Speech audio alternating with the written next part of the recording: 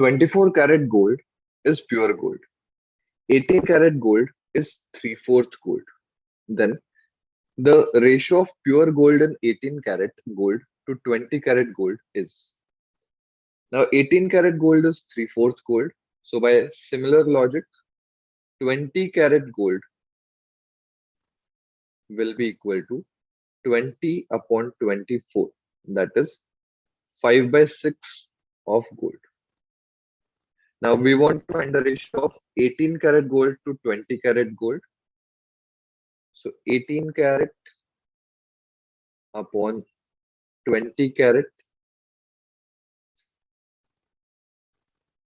So that becomes 3/4 upon 5/6. Okay. So if you are getting confused, you can write this down as 3/4 divided by 5/6. You can reverse it as well. So 3/4 multiplied by 6/5.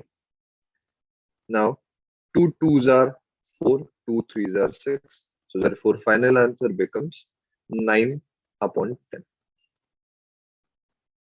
Option C.